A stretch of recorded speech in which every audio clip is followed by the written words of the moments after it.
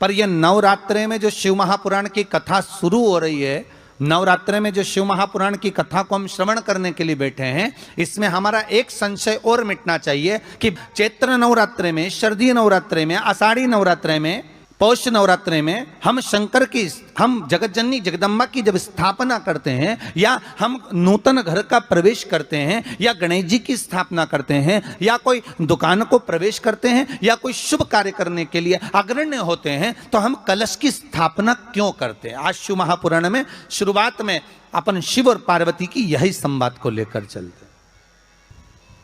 आखिर कलश में ऐसा क्या है? कलश के अंदर आखिर ऐसा क्या विराजमान है कि 33 कोटि देवता उस कलश के अंदर आकर बैठ जाते हैं महाराज? तो ध्यान देना महाराज, कलश का जो मुख होता है, उस मुख पर भगवान विष्णु का स्थान होता है। किसका स्थान है? भगवान विष्णु का। थोड़ा सा नीचे आओगे, जहां से कलश का मुख दबा हुआ होता है, वह जगह भगवान स्वयं शिव की होती है। किसकी जगह है? भगवान शंकर की। कलश का अग्रभाग, नीचे का भाग जहां से फैला हुआ होता है, वहां ब्रह्मा का आधिपत्य स्थापित होता है। फिर कलश का जो नीचे का भाग होता है, वो भगवान शिव और शक्ति का स्थान होता है। कलश के बाहरी भाग में, जहां पर बाहर का हिस्सा होता है, उस कलश के बाहरी भाग में 33 कोटि देवताओं को भगवान शंकर ने लाकर विराजमान किया होता है। महाराज भगवान शंकर 33 कोटि देवताओं को निमंत्रण देकर उस कलश में विराजमान कर दिया।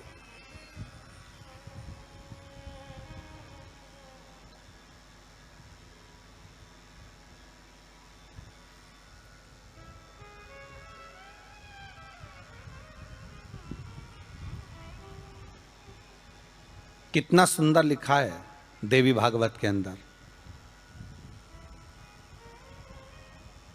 कि जहां कलश की स्थापना होती है, उस जगह पर किसी देवताओं को बुलाने की जरूरत नहीं होती।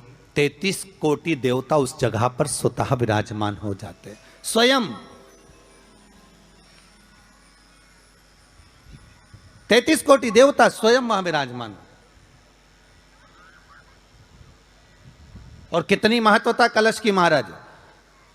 आप लोगों से भी निवेदन है, चैत्रीय प्रतिपदा है आज, जिनके घर में ज्यादा रोग हो, बीमारी हो, ज्यादा तकलीफें आ रही हो, कष्ट बढ़ रहा हो, बीमारियां बढ़ रही हो, या भय लग रहा हो, डर लग रहा हो, हृदय चित्त में कहीं ना कहीं आपको भय का भान हो रहा हो, तो एक लोटा पानी, एक कलश में जल भर कर रख लीजिए और रात भर उसको रखे रहने दो। नवरात्र चल रहा है, उस कलश को रात भर रखकर सुबह सुबह उस कलश में एक बेलपत्र डालकर उस जल को नीम के पेड़ के नीचे, जहां चैत्री नवरात्रे में नीम के पेड़ के नीचे सारी विद्याएं, आद्य शक्तियां, सारी देवी उस नीम के पेड़ के नीचे विराजमान रहती हैं। उस कलश में एक बेलपत्र डालकर रात भर रखकर उस जल को पूरे घर में घुमाकर उस नीम के पेड़ के नीचे समर्पित कर दीजिए महाराज।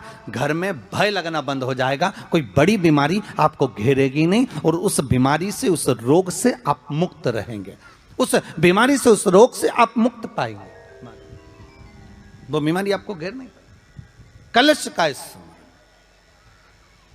आप किसी दूसरे घर में जा रहे हो, आप अपना घर छोड़कर और दूसरे मकान में जा रहे हो, और आपको लगा कि मैं इस घर में अब 15-20 दिन नहीं आऊंगा, 1 महीना नहीं आऊंगा, तो शिव महापुराण की कथा कितना सुंदर कहती है कि अगर आप जा रहे हो और आपको ऐसा भय लगता है कि इस मकान में कोई दूसरी प्रवेश ना करे, कोई दूसरा जीव ना आ जाए, इस मकान में कोई अंतरात्मा ना आए, इस मकान पर कोई टोना ना करे, इस मकान में कोई टोटका ना करे, इस मकान में कोई जादू ना करे, तो उसके लिए शिव महापुराण की लिंग पुराण वर्णन करती है कि मात्र एक मट्टी का कलश, उस मट्टी के कलश में एक महाराज थोड़ा सा धान भरकर, उसमें एक सिक्का, 1 रुपया उसके अंदर डालकर और एक बेलपत्र उसके अंदर डालकर, उसको उसके एक दिए से या प्लेट से या नारियल से उसको रखकर एक स्थान में ईशान के अंतर्गत उसको रखकर चले जाइए। उस मकान में ना तो कोई भीतर प्रवेश कर सकता है, उस मकान में ना कोई टोना कर सकता है, उस मकान में ना कोई टोटका कर सकता है, उस मकान में ना किसी की नजर लगती है।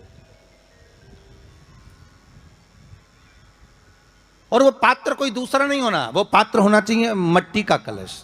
मट्टी के कलश की बड़ी महत्वता हमारी। अब तो थोड़ा सा महाराज हो गया कि लोग हम मट्टी का कलश अगर तुम दोगे भी तो ब्राह्मण क्या काम में लेगा, तो ब्राह्मण जन कह देते हैं थोड़ा तांबे के 4 कलश लेकर आइए हो, तुम जरा स्टील के 5 कलश लेकर आइए, आप तुम तांबे के या ये बर्तन लेकर आइए। पहले इसका प्रमाण नहीं था, पहले प्रमाण था केवल मट्टी का कलश। स्थापना जो थी वो मट्टी का कलश, विराजमानता थी मट्टी का कलश, जिसका निर्माण स्वयं भगवान शिव शंकर, भगवान शंभु, भगवान त्रिकालदर्शी कैलाशी स्वयं लिंग पुराण के अंतर्गत शास्त्र वर्णन करता है कि जिसमें सुंदर शिवलिंग की स्थापना करी गई, शिवलिंग का निर्माण करने के लिए भगवान ने। और स्कंद पुराण में भी आता है, यही बात शिव महापुराण में भी आती है। और आपको पहले भी कथा में कहा कि ब्राह्मण सफेद मट्टी का शिवलिंग बना, पहले भी कथा में कहा, आज फिर कह रहा है। क्षत्रिय लाल मट्टी का शिवलिंग बना है, वैश्य पीली मट्टी का शिवलिंग बना है, शूद्र काली मिट्टी का शिवलिंग का निर्माण कर।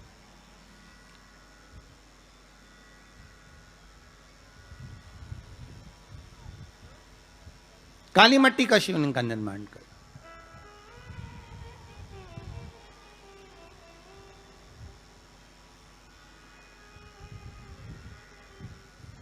एक बहुत अच्छी बात कहें, अगर आप लोगों को अच्छा लगे तो अपनी जिंदगी में उतारना, ना अच्छा लगे तो उसको छोड़ देना, ठीक है।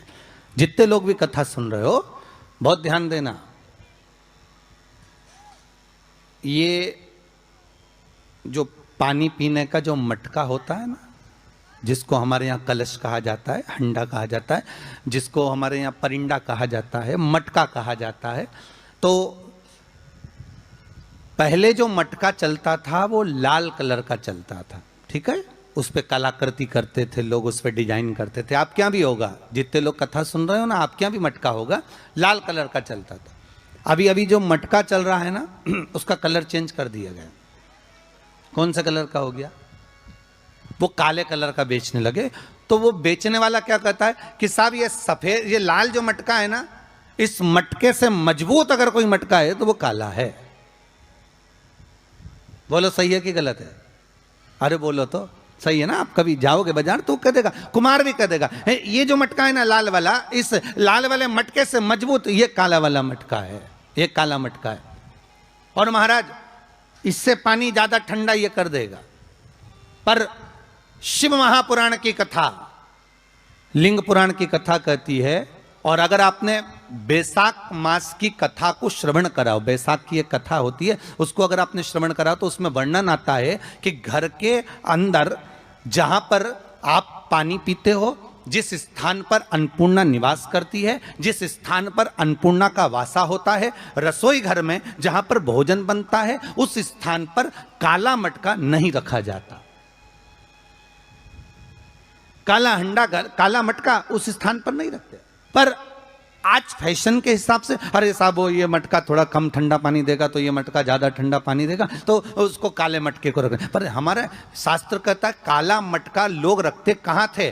पहले जो शास्त्र रीति थी, उस काले मटके को रखते थे जब मकान बनता था, जब प्रॉपर्टी बनती थी, जब जमीन बनती थी, जब जायदाद बनती थी, संपदा बनती थी, तो उस स्थान पर उस काले मटके को केवल नजरोटे के लिए, केवल हाय के लिए, केवल नजर के लिए रखा जाता था।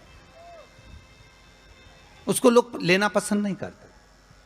पर आज के व्यक्ति को अगर कह दिया जाए कि ये 2 मटके रखे हैं साहब, लाल भी है और काला भी है, तो कौन सा पसंद करेगा? वो काला वाला ही दे दीजिए साहब, ये पानी ज़्यादा ठंडा करेगा, उसकी श्रेष्ठता रहेगी। नहीं, शिव पुराण कह रही, भगवान कुंभ का निर्माण कर रहे हैं, भगवान कलश का निर्माण कर रहे हैं, और भगवान स्वयं ब्रह्मदेव कर रहे हैं कि आप ऐसा निर्माण कर दो जिसमें 33 कोटि देवता स्वतः विराजमान हो जाए। तो भगवान ने उस कलश का निर्माण कर दिया। अब कलश का निर्माण करा तो स्वयं भगवान ब्रह्मदेव बोले, प्रभु इस कलश के अंदर मेरा स्थान कहाँ है?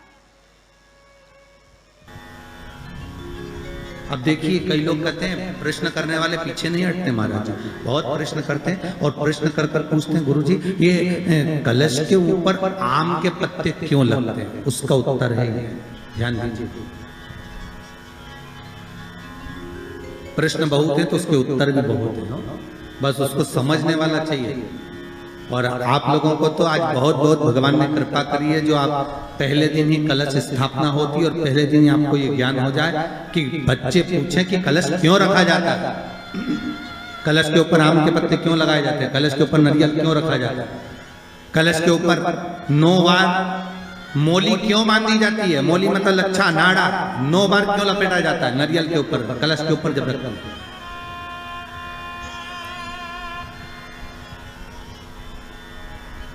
कलश के ऊपर जब जब श्रीफल रखाता है, नारियल रखाता है, तो उस पर 5 बार 7 बार मोली नहीं लपेटी जाएगी, तो 9 ही बार लपेटी जाएगी। 5 या 7 बार लपेटते हैं तो कहते हैं कि लक्ष्मी की छिन्नता होती है, और वो 9 बार लपेटी जाती है तो भरपूर लक्ष्मी का भंडार भरती है। क्यों क्यों कहते हैं उसे?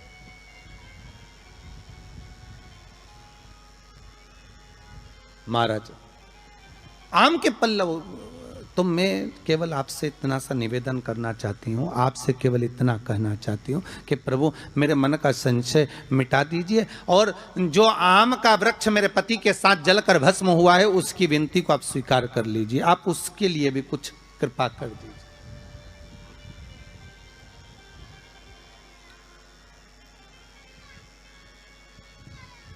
इसी को कृपा कहते हैं, इसी को करुणा कहते हैं, इसी को दया कहते हैं।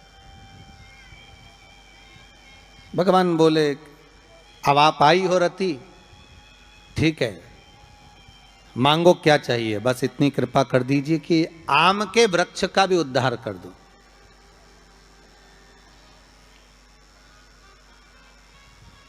शिवजी ने कहा हम वर प्रदान करते हैं रति,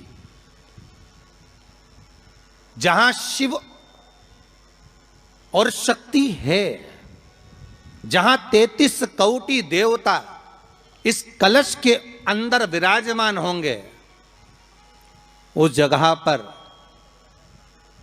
स्वयं कंठ पर जहां पर मेरा निवास होगा, उस जगह पर ये आम के पल्लव अमृत के तुल्य माने जाएंगे, और इनका निवास हमारे ही हाथ में, हमारे ही हस्त कमल में विराजमान होगा, हमारे ही हाथ में। कितना सुंदर है महाराज जी। उस आम के पल्लव की महत्वता को जरा जानिएगा, बहुत बहुत ध्यान दीजिएगा। आम के पत्ते देखें आप लोगों ने, अरे बोलो जम के तो बोलो, देखें उसका प्रयोग कभी आप लोगों ने करा? आम के पत्ते का कभी प्रयोग कर कर देखिएगा। अभी तो नवरात्रि चल रही है, नवरात्रे में जब 5वां दिन नवरात्रे का रहे, चैत्री नवरात्रे का 5वां दिन रहे, और मान लो कि आपके घर में किसी बच्चे की, लड़के की या लड़की का या मंगल विवाह नहीं हो रहा हो, या शादी नहीं हो रही हो, या उस लड़के लड़की के लिए बहुत प्रयास कर लिया आपने और उसकी शादी हो ही नहीं रही, अथक प्रयास आपने कर लिया और उसका मंगल विवाह नहीं हो रहा, तो ये देवी भागवत में स्पष्ट कहा गया है, देवी भागवत में वर्णन किया गया है, देवी भागवत में वर्णित किया गया, और देवी भागवत में कहा गया कि आम का जो पत्ते होते हैं, आम का जो पत्ता होता है, आम का जो पल्लव होता है, उस आम के पत्ते पर हल्दी और सिंदूर, इन दोनों से स्वस्तिक का निर्माण किया जाए। देवी भागवत का संवाद है, बहुत ध्यान देना महाराज। जिन कन्याओं का विवाह ना हो पंचमी के दिन, नवरात्रे की कोई सी भी पंचमी, मतलब जो पंचमी तिथि पड़ेगी, कोई भी नवरात्रा हो, चाहे वो 4 नवरात्रे में से, चाहे वो पौष का हो, अश्विन का हो, चैत्र का हो, आषाढ़ का हो, किसी भी नवरात्रे में आप कर सकते हैं। एक पान के पत्ते पर, एक ही पत्ते पर जो 2 स्वस्तिक बनेंगे, एक हल्दी का बनेगा, एक सिंदूर का बनेगा। बस अंतर इतना है, जो हल्दी का स्वस्तिक है उस पर कंकु के चावल अर्थात रौली के चावल, रौली कुंकू के चावल रखना है, और जो सिंदूर का है उस पे हल्दी के चावल रखना। इतना रखकर जिस लड़का लड़की का विवाह नहीं होता उसकी हथेली पर रखकर उसका नाम और गोत्र बोलकर महाराज उसको ले जाकर नीम के पेड़ के नीचे उसको रख दिया जाता है। मात्र 3.5 या 4 महीने ऐसे रहते हैं जिसके अंदर उस लड़का लड़की का विवाह पक्का हो जाता है। जिसका विवाह नहीं होता केवल उसी के लिए। जिसका मंगल विवाह ना हो रहा, आम के पल्लव में शिव का वर प्रदान है, आम के पल्लव में शंकर का आशीर्वाद, आम के पल्लव में शिव का आशीर्वाद।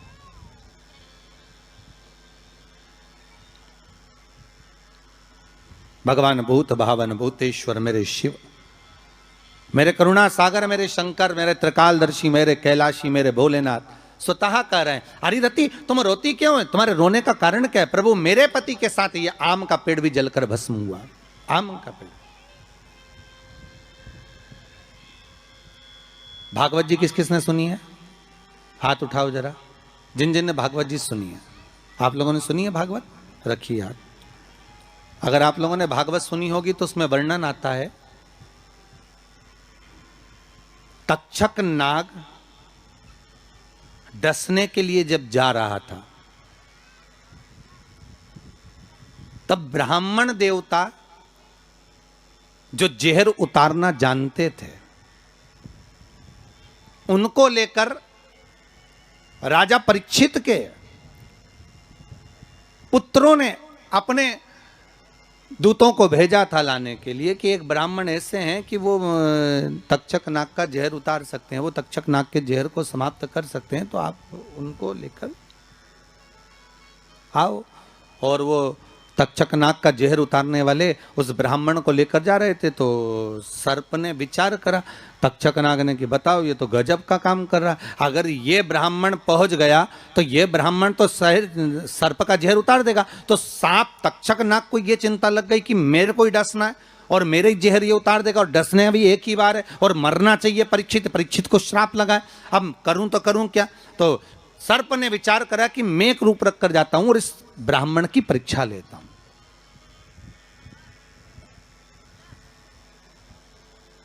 सर्प रूप रख कर गया। भागवत आप लोगों ने श्रवण करी होगी। तो जब तक्षक रूप रख कर गया और उस ब्राह्मण के पास में जाकर पूछा कि ब्राह्मण देवता ये बताओ कि आप कहां जा रहे हो? तो ब्राह्मण बोला आपको नहीं मालूम, राजा परीक्षित को सांप डसने वाला है तक्षक नाग, और मैं जहर उतारना जानता हूं। अच्छा, आप जहर उतार दोगे? हाँ। तो किस लिए जा रहे हो? जहर उतारने के लिए। तो जहर उतारने क्यों जा रहे हो? तो कहा राजा है राजा, जब राजा का जहर उतारेंगे तो मुद्रा भी कितनी मिलेगी, आपको मालूम नहीं है क्या? अच्छा, ब्राह्मण देवता इसलिए जा रहे हो? हाँ। पर उसको तो किसी संत ने श्राप दिया। अरे तो श्राप संत ने दिया है, हम ब्राह्मण हैं, हमारा कर्म है किसी को बचाना, तो हम तो बचाएंगे। अच्छा, आप में इतनी सामर्थ्यता है कि आप तक्षक नाग का जहर उतार दो? अरे तक्षक नाग आकर अगर मेरे सामने खड़ा हो जाए और किसी को डस ले तो यह पक्का है कि मैं जहर उतार सकता हूं। अच्छा, तो इतने में तक्षक नाग सामने बिल्कुल प्रकट हो गया, और तक्षक नाग प्रकट होकर बोला बता ब्राह्मण किसको डसूं मैं? ब्राह्मण ने कह दिया तुम्हारी मर्जी पड़े उसको डसो। सामने एक पेड़ था, उस पेड़ को ब्राह्मण ने, उस तक्षक नाग ने डस लिया। अब तक्षक नाग ने उस पेड़ को डसा और डसने के बाद में वो पेड़ पूरा जल गया, पूरा जल गया। अब पेड़ तो जल गया, पर ब्राह्मण जो था जिसको परीक्षा देना थी, वो ब्राह्मण को यह नहीं मालूम था कि इस पेड़ पर एक संत बैठकर साधना कर रहा था, तपस्या कर रहा था, और जब वो पेड़ जला तो वो संत भी जल गया,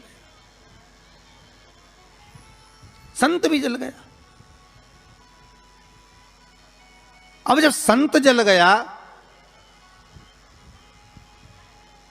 ब्राह्मण ने हाहाकार की आवाज जब सुनी तो आंखों में जल भर गया। आखिर हुआ क्या?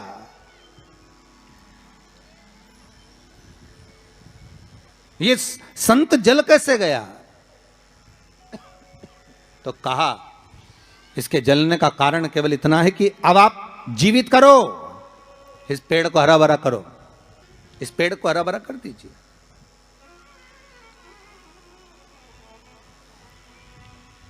और ब्राह्मण ने हाथ की अंजलि में जल लिया। हाथ की अंजलि में जल लेकर ब्राह्मण उस जल को पेड़ के ऊपर छींट रहे थे तो सबसे पहले ब्राह्मण ने यह मन में सोचा कि भोलेनाथ शंभु त्रिकालदर्शी है कैलाशी, कृपा ऐसी करना कि सबसे पहले जो पेड़ पर जो संत बैठा था वो जीवित होना चाहिए। जो वृक्ष पर संत बैठा है वो जीवित होना चाहिए।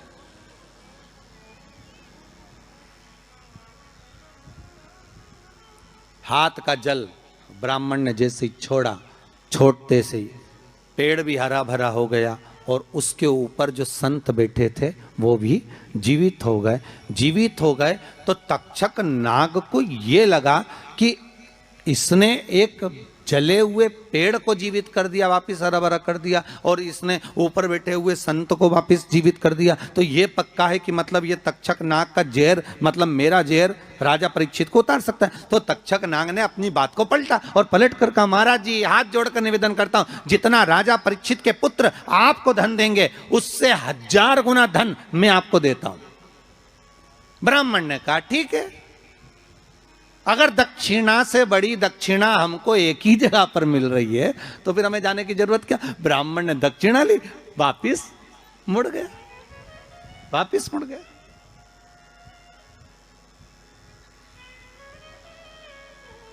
अब ईमानदारी से बोलो, वो ब्राह्मण नरक गया होगा कि स्वर्ग गया होगा? जरा जम के बोलना हो, सुनाई देना चाहिए हमको। कहां गया होगा? नरक। काय में लिखा है? देवी भागवत में।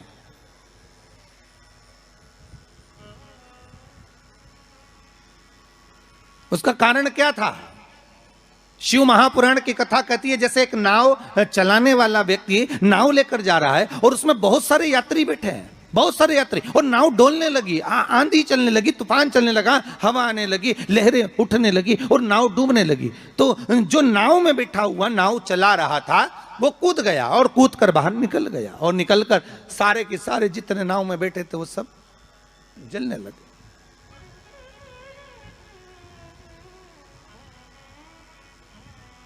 जितने नाव के अंदर बैठे थे वो सारे के सारे जलने लगे।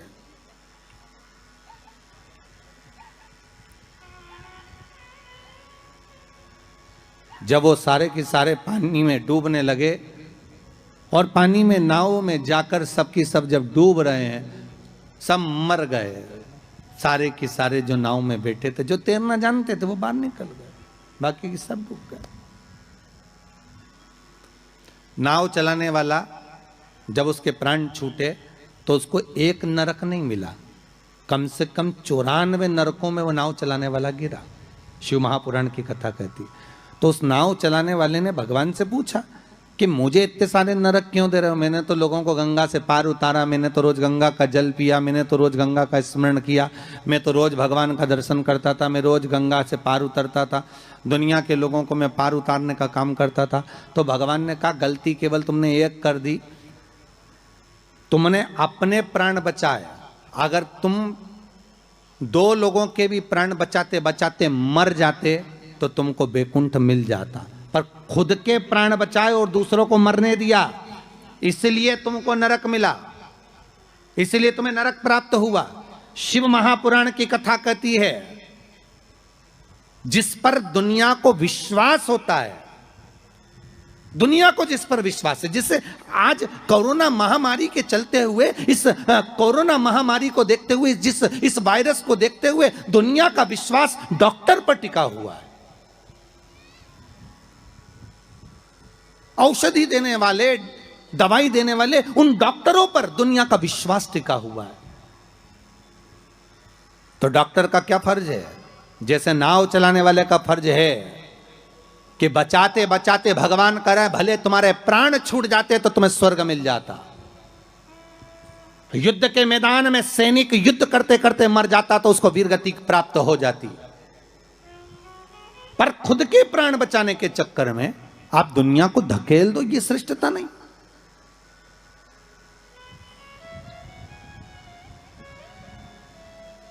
ये इसमें श्रेष्ठता नहीं। जब तक उस शरीर में प्राण है, जब तक उस शरीर में श्वास है, डॉक्टर भी अपनी जान झोंक दे कि कैसे भी मुझे इसको बचाना है, चाहे कुछ भी हो जाए, इसके प्राण बचना चाहिए। फिर धन मूल नहीं है, फिर संपदा मूल नहीं, फिर सत्ता मूल नहीं है।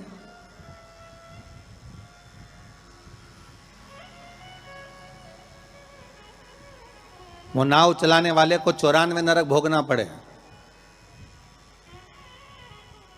जिस ब्राह्मण ने दक्षिणा ज्यादा लेकर राजा परीक्षित को नहीं बचाया, चले गए। जब भगवान ने विद्या दी है, भगवान ने ज्ञान दिया है, भगवान ने विवेक दिया है और तुमको उस लायक बनाया है कि आप 4 लोगों को पढ़ा सकते हो, आप 4 लोगों को आगे बढ़ा सकते हो, आप इसका सम्मान कर सकते हो, आप इसको अग्रण्यता प्रदान कर सकते हो, आप इसको विवेकता दे सकते हो। और आप उस विवेकता को ना देते हुए अगर आप अपने उस वैभव को छुपा रहे हो और उससे वंचित कर रहे हो दुनिया को, तो फिर भगवान छोड़ने वाला नहीं है। नरक भोगना।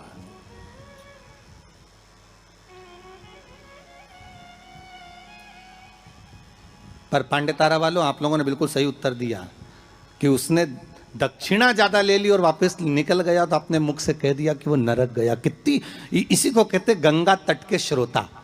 गंगा तट के जो श्रोता होते हैं ना, बड़े आनंदमय होते। कथा जो सुनते हैं ना, उसका भाव एक आनंदित होता है कि वो अपना लक्ष्य छोड़कर, अगर चाहता तो राजा परीक्षित को बचा सकता था, पर थोड़ी सी संपदा के चक्कर में, थोड़े से धन के चक्कर में वो ब्राह्मण भी थोड़ा सा लोभ आया और लोभ के चक्कर में अपने कर्म से वंचित हो गया। तो वो चरित्र कहां गलत है महाराज जी? एक महाराज जी प्रवचन दे रहे थे,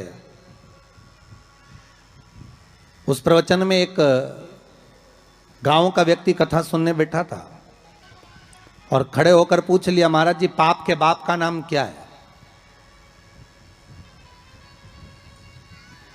महाराज जी ने पूछा, क्या पूछ रहे हो, फिर से बोलो। तो वो व्यक्ति बोला, महाराज जी हमें दशरथ जी के पिताजी का नाम मालूम है, हमें राम जी के पिताजी का नाम मालूम है, हमें कृष्ण जी के पिताजी का नाम मालूम है, हमें सबके बाप का नाम मालूम है, बस पाप के बाप का नाम नहीं मालूम। तो मैं उत्तर दे दो। तो महाराज जी भी मन में सोचे, पाप का बाप। महाराज जी मन में सोचे, हमने पूरी पुराण पढ़ी पर ये पाप का बाप तो हमें कहीं नहीं मिला। सारे शास्त्र भी उखाड़ कर देख लिए, पर उसमें पाप का बाप मिलना बड़ा कठिन। अब पाप का बाप कहां से ढूंढे? तो महाराज जी ने कहा, एक काम करते हैं, कल हम आपको बताएंगे, आप कल कथा में आना। और महाराज जी फिर प्रवचन देने बैठे और वो व्यक्ति फिर आके बैठ गया। अब जैसी कथा समापन हुई, महाराज जी को फिर खड़ा हो गया, महाराज सीताराम। महाराज जी बोले, सीताराम। और बोलो, पाप का बाप। महाराज जी बोले, बहुत अच्छा, पाप का बाप पीछे पड़ा। महाराज जी बोले, कल बिल्कुल पक्का है कि तुमको तुम्हारे प्रश्न का उत्तर मिल जाएगा। अब महाराज जी ने आज भगवान को 2 अगरबत्ती लगाई कि वो नहीं आना चाहिए प्रभु, क्योंकि वो फिर आएगा, फिर प्रश्न करेगा पाप का बाप। अच्छा, वो प्रश्न नहीं भी करता ना, तो उसका मुंह देखकर याद आ जाता है कि प्रश्न करेगा पक्का। तो पंडित जी जब निकले ना प्रवचन के लिए, तो उन्होंने भगवान को 2 अगरबत्ती लगाई, भगवान ये नहीं आना चाहिए। और पंडित जी जैसे ही बस कथा में आ रहे थे, प्रवचन देने आ रहे थे, वो रोड पे ही मिल गया पाप का बाप। पंडित जी मन में सोचे, प्रवचन दूं कि ना दूं, बड़ा टेंशन है। अब प्रवचन दे कि ना दे, यही सोचे। अब महाराज जी फिर कथा में बैठे, उसने फिर प्रश्न कर दिया महाराज कि पाप के बाप का नाम बता दीजिए। महाराज जी फिर नहीं बोले। अब नहीं बोले तो शिव महापुराण की कथा कहती है, महाराज वहीं पर एक वैश्या बैठी थी कथा में, रोज कथा सुनने आती थी। उसका मन, उसका चित्त, उसकी वृत्ति कथा में बड़ी रमती।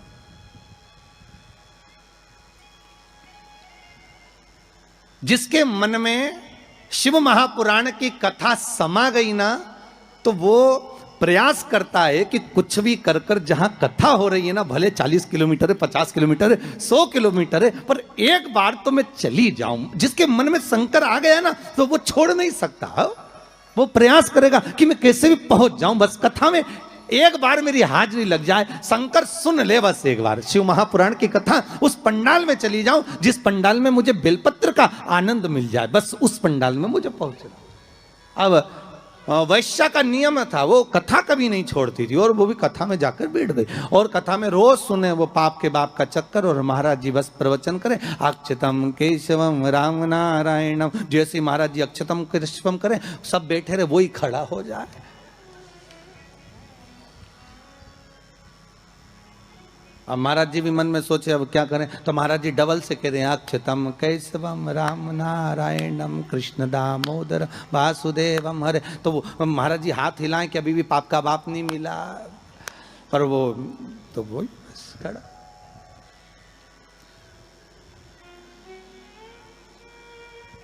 आज वेश्या ने कह दिया गुरुदेव आपसे एक निवेदन है मेरा। बोलिए। मैं वेश्या हूं, छुपाया नहीं। संत सदगुरु भगवान माता पिता इनसे कभी नहीं छुपाना अपने को, छुपा कर जाएंगे भी कहां।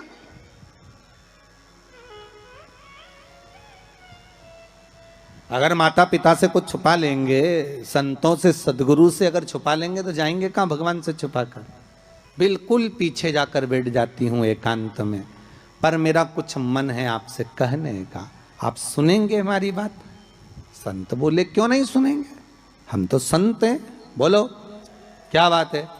आप जब सुबह सुबह मंदिर जाते हो ना गुरुदेव, तो बीच में मेरा वेश्यालय पड़ता है। 2 मिनट के लिए आप पांव रख देंगे ना मेरे वेश्यालय में, मेरी जिंदगी सार्थक हो जाएगी। संत बोले हम और वेश्या के घर कभी नहीं आ सकते। वेश्या कहती आज तक कोई गुरु मेरे वेश्यालय में नहीं आया, केवल चरण रखना, चले जाना गुरुदेव। गुरुजी बोले राम राम राम सीताराम, हम नहीं आएंगे। गुरुजी चले गए कहते हुए। वैश्या घर के बाहर रंगोली मांगोली डालकर वेश्यालय के बाहर बैठी। संत का आगमन हुआ वहीं से, वैश्या दौड़ कर गई गुरुदेव ये मेरा वेश्यालय है, पांव रख दीजिए। महाराज वैश्या के भवन में चले गए। वैश्या ने कहा महाराज जी बैठिए। नहीं नहीं, इतना समय कहाँ है बैठने का, तुमने कहा था बस पांव रख देना। महाराज जी बैठ जाइए, आपके हाथ जोड़ती हूँ, 5 मिनट बैठ जाओ। महाराज जी वैश्या कर रही है महाराज, रोज एक गांव का व्यक्ति आपसे प्रश्न करता था कि पाप के बाप का नाम बताओ। मैं उत्तर दे रही हूं कि पाप के बाप का नाम लोभ है। तो वो जो ब्राह्मण था उसने एक गलती कर दी। परीक्षित को अगर बचाता भले 5 मुद्रा मिलती, पर मिलती ना, मिलती मुद्रा। पर उस ब्राह्मण ने एक गलती कर दी कि वो परीक्षित को बचाने की जगह ज्यादा मुद्रा लेकर वापिस मुड़ गया। वापिस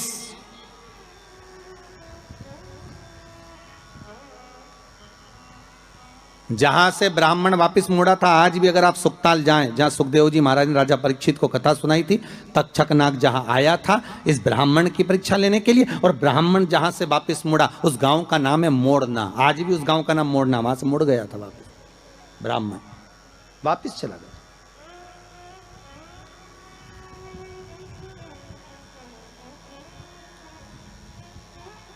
जरा सा लोभ बस वहां भरमा दिया।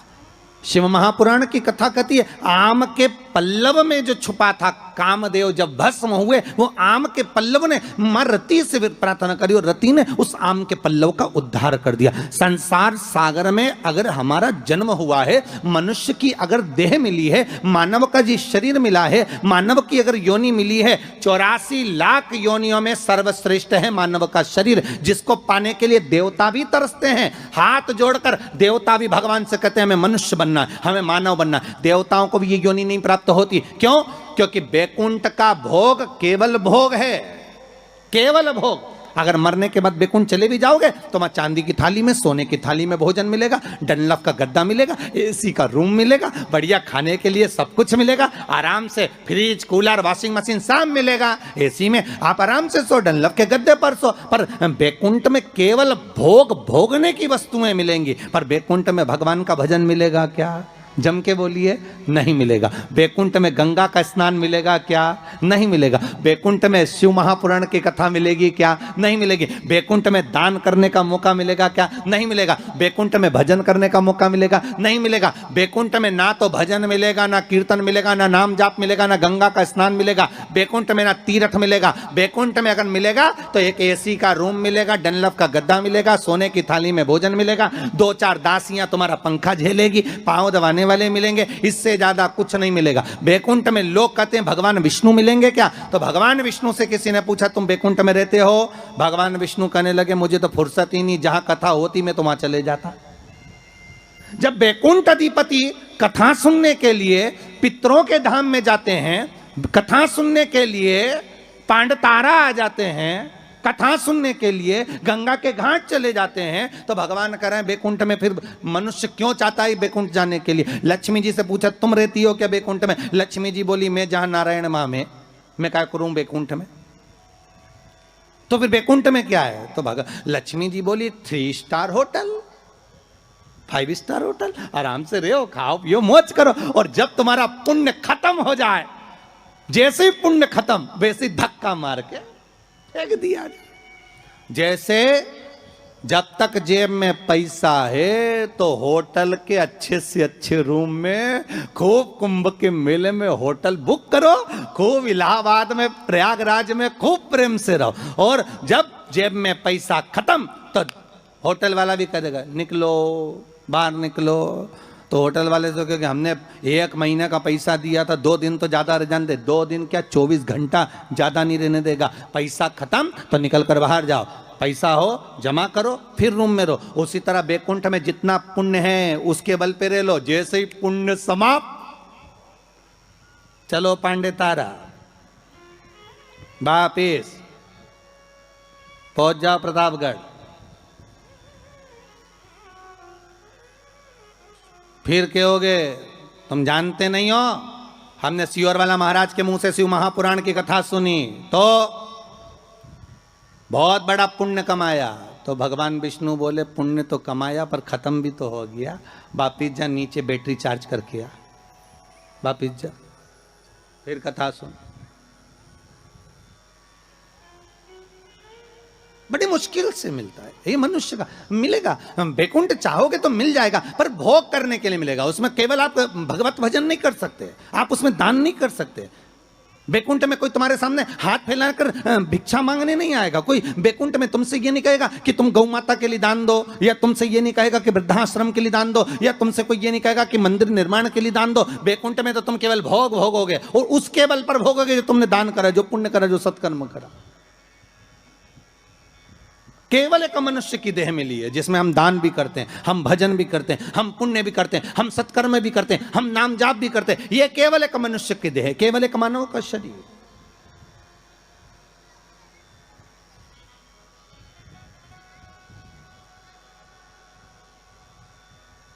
इसके सिवाय कहीं सुख नहीं। 84 लाख योनियों में श्रेष्ठ योनि मानव की, और उसको हम गंवा दे महाराज तो वो बेकार। आम के पल्लव के लिए रति आकर कहती है। संसार वासियों से हमारा यही निवेदन है कि आप किसी के लिए कुछ नहीं कर सकते तो कम से कम फोन लगाकर इतना तो कर सकते हो, कथा आ रही है, टीवी चैनल पर चल रही है, 4 बजे से 7 बजे तक चल रही है, जरूर सुनना। कोरोना महामारी चल रही है, कम से कम कथा सुनकर इस हृदय को विल पावर मजबूत होगा, कथा सुनकर अपने को एनर्जी प्राप्त होगी, कथा सुनकर हम आद्य शक्ति जगदम्बा का आराधना कर सकते हैं, कथा को सुनकर ये नवरात्रे में शंकर की कथा का अनुमोदन कर कर इस कोरोना महामारी से हम लड़ सकते हैं, इसको भगा सकते हैं। क्योंकि अपने भीतर का पावर प्रबल होना चाहिए। आधे से ज्यादा लोग हॉस्पिटल में इसलिए मर रहे हैं क्योंकि उनको भय लग रहा है, कोरोना लग गया, कोरोना लग गया। बेचारा अच्छा भी हो गया तो भी मर जा रही है। किसी ने पूछा गुरुजी पिछले साल तो आया था यह कोरोना, अब की बार फिर आ गया। हमने कहा जन्मदिन मनाने आया है। अब पार्टी कितनी बड़ी करता है ये तो उसके ऊपर है, और पार्टी में कितनों को निमंत्रण देता है ये वही जान सकता है। और जो जो उसकी पार्टी में गया वो निपट गया। इसीलिए निवेदन है अभी जन्मदिन पार्टी में बिल्कुल मत जाना कोरोना की। अर्थात सोशल डिस्टेंसिंग बना कर रखो। और आपसे भी निवेदन है, जितने लोग कथा में सुनने आ रहे हो ना, कम से कम दूरी बना कर रखना, या फिर एक लकड़ी लेके चलो इतनी बड़ी सटैया, नपती करो यहाँ से यहाँ से यहाँ से यहाँ से, जो पास में बैठा मिले बिल्कुल। अरे कितना बड़ा जगह दिया है? कितनी बड़ी जगह है, आराम से तुम लोग तो बढ़िया चकाचक, तुम्हारी मर्जी पड़े तो एक एक पलंग भी लिया, तुम तो नहीं सोई, तुम कथा सुन रहे हो। इतनी बड़ी जगह, ओ उसमें भी इतनी बड़ी जगह होने के बाद कई माताओं की आदत रहती पर बैठेगी वहीं खसक के लाए, अच्छा यहीं बैठ जा, अरे बैठ जा।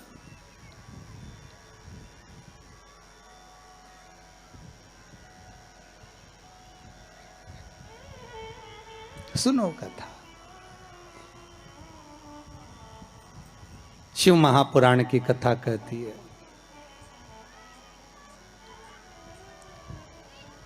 उस कलश पर आम के पल्लव शिव का वर है। किसका वर है ये? शंकर का।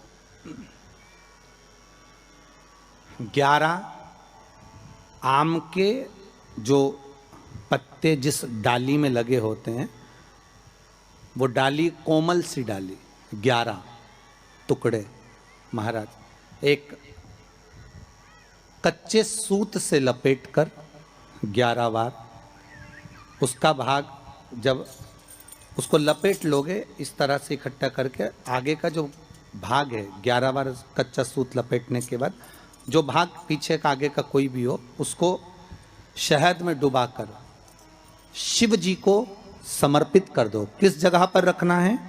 अशोक सुंदरी वाली जगह। अशोक सुंदरी की जगह जानते हो आप लोग, पहले भी आपको बताया है, आज फिर आपको वर्णन कर दें। जैसे ये गोल जलाधारी है, ये शिवलिंग रखा है, ये 2 जहां से पानी बह रहा है बाबा के चरणारविंद, राइट में श्री गणेश जी का स्थान, लेफ्ट में कार्तिकेय का स्थान, बीच में अशोक सुंदरी की जगह। शंकर भगवान की 6 लड़कियां हैं। भगवान शंकर के 13 बच्चे, 13 बच्चों में से 6 लड़कियां, उस 6 लड़कियों में से एक लड़की का स्थान, भगवान शंकर की एक बेटी का स्थान, अशोक सुंदरी का स्थान सामने है। पद्म पुराण में स्पष्ट किया ये स्थान अशोक सुंदरी का। शंकर भगवान की जलाधारी में पार्वती जी का हस्तकमल, ऊपर से जो एक एक बूंद पानी गिरता है, ये शंकर भगवान की 5 लड़कियों का स्थान है, जया, विषहरा, शामरी बारी, दौतली और देव। शंकर भगवान की 5 लड़कियां भगवान शंकर के मस्तक पे जल की धार गिरा रही हैं। बीच में जो अशोक सुंदरी का स्थान है महाराज, उस जगह पर शहद का मुख, जो शहद आपने भिंगोया है, उस शहद का मुख शंकर जी की ओर कर कर इसी चैत्र के महीने में, इन्हीं नवरात्रि में शंकर भगवान के उस अशोक सुंदरी की जगह पर शहद का भाग शिव जी की ओर रख दें। महाराज अगर घर में संपदा की कमी हो या कोई पैसा खा गया हो, रुपया नहीं दे रहा हो, पैसा अटक गया हो, तो उस शहद को शिव जी की ओर मुख कर कर उस आम के पल्लव की जो डंडी है उसको 11 डंडी को वहां रख दीजिए और उससे अपनी कामना कर कर आ जाइए। हो सके उस शहद में से थोड़ा सा शहद किसी रुमाल पर, किसी कपड़े में लगाकर उसको रख लीजिए। जिस व्यक्ति से पैसे लेना है, जिस व्यक्ति से पैसे मांग रहे हो, उससे एक बार जाकर मिल लीजिए, एक बार उसको खबर कर दीजिए। बाबा चाहेगा भोलेनाथ तो नवरात्रि में ही पैसा वापिस आ जाएगा, अगर शिव कृपा कर दे। ये बाबा की करुणा। आम का पल्लव कोई साधारण नहीं जिसको कलश के ऊपर रखा जाता है, शिव की कृपा। जिस आम के पेड़ पर स्वयं कामदेव चढ़कर भगवान शंकर के तीसरे नेत्र द्वारा जलकर भस्म हो जाते हैं, वो आम का पेड़ साधारण नहीं हो सकता।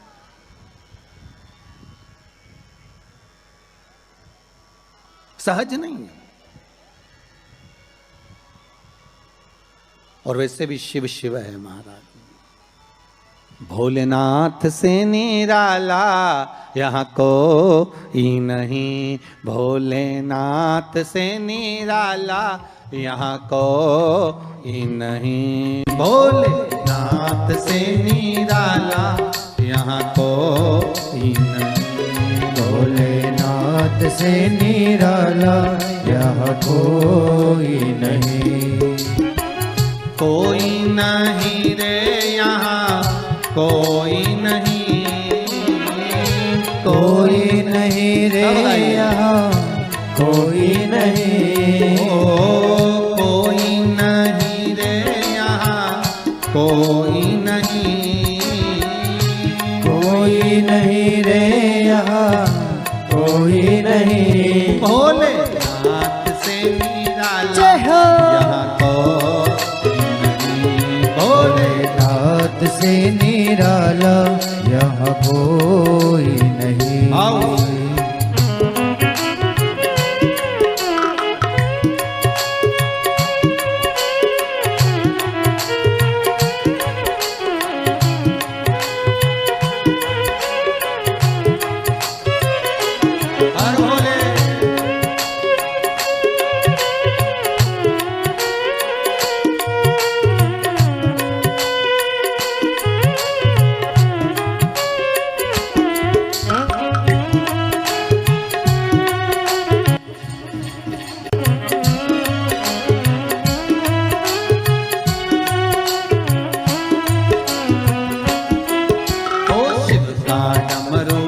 डम बोले अगम निगम के भेद ये खोले। शिव का डमरू डम डम बोले अगम निगम के भेद ये खोले। शिव का डमरू डम डम बोले अगम निगम के भेद ये खोले। शिव का डमरू डम डम बोले अगम निगम के भेद ये खोले। डमरू बजाने वाला कोई नहीं ऐसा, डमरू बजाने वाला कोई नहीं। भोलेनाथ से निराला यहाँ कोई नहीं, भोलेनाथ से निराला यहाँ कोई नहीं। शंभुनाथ से निराला यहाँ कोई नहीं, शंभुनाथ से निराला यहाँ कोई नहीं। ऐसा कोई नहीं रे ऐसा कोई नहीं, कोई नहीं रे यहाँ कोई नहीं। ओ कोई नहीं रे यहाँ कोई नहीं, कोई नहीं रे यहाँ कोई नहीं। भोले बाबा से निराला यहाँ कोई, भोले बाबा से निराला यहाँ कोई नहीं। ओहो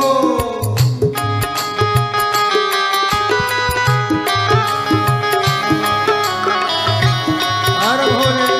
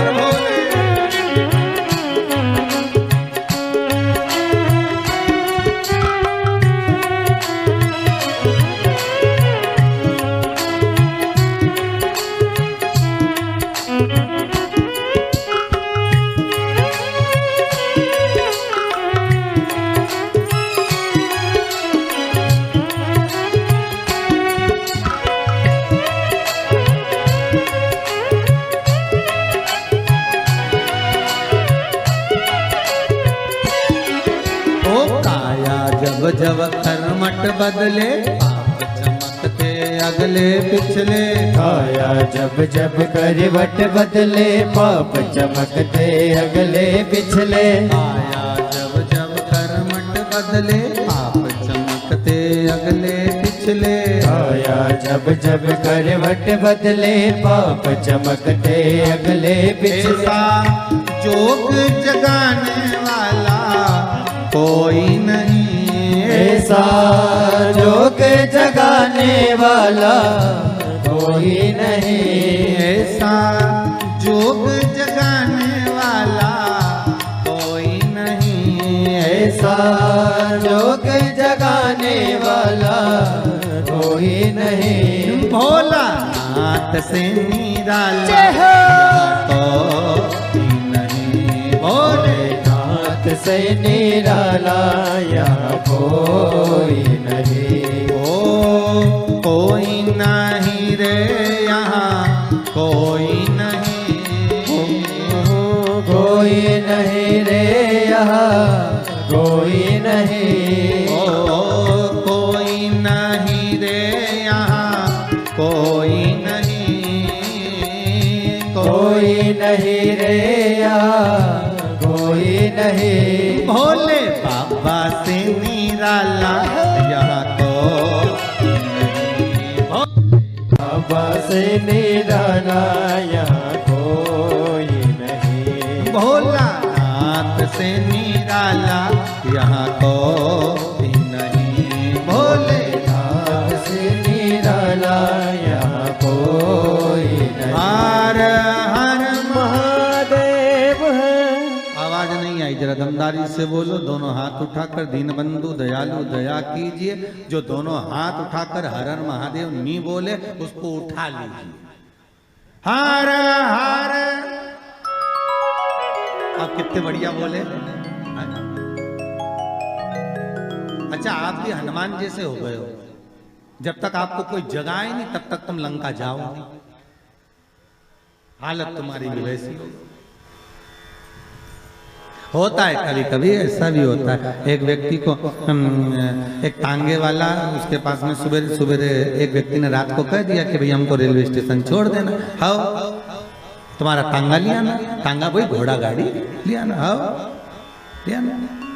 सुबह बेचारा नींद में था, व्यक्ति ने जगाया, घोड़ा गाड़ी लाओ, तांगा लाओ, तांगा लाओ। अब उसने जगाया और ये तांगा लाया। जल्दी जल्दी घोड़ी इसने लगाई, तांगा में ले आया। अब तांगे में सवारी भी बैठ गई। अब वो तांगा थोड़ी दूर चले, रुक जाए, और रुक जाए तो वो चलाने वाला नीचे उतरे, डांस करे, नाचे, फिर थोड़ा आगे बढ़े घोड़ी, फिर आगे बढ़े, फिर रुक जाए, फिर वो उतरे, फिर नाचे। सवारी ने कहा भैया हमको स्टेशन जाना है, हमारी ट्रेन छूट जाएगी, तो बार बार नाच क्यों रहा है, पागल हो गया है क्या? उसने कहा दिक्कत कुछ नहीं, दिक्कत इतनी सी है, हमारे पास में 2 घोड़ी, ठीक है, एक तांगे की, एक बारात की। बारात की जो घोड़ी है वो तांगे में आ गई है। जब तक इसके आगे नाचो नहीं तब तक ये आगे बढ़ हो जाता है। कभी कभी ऐसा भी होता है। तो जब तक बोलो नहीं तो हर हर महादेव लोग बोले।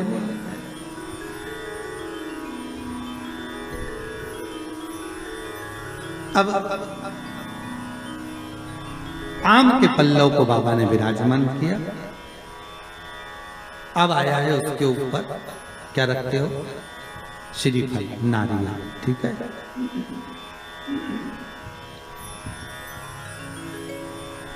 नारियल कौन, अब उसका भी प्रसंग शिव महापुराण में, स्कंद पुराण में बड़ा सुंदर है, ठीक है। भगवान शंकर और पार्वती विराजमान है कैलाश पर्वत पर।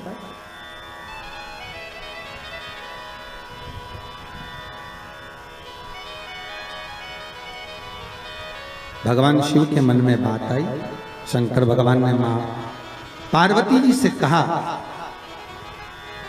ए जगत धात्री, हाँ प्रभु बोलिए, सुनो।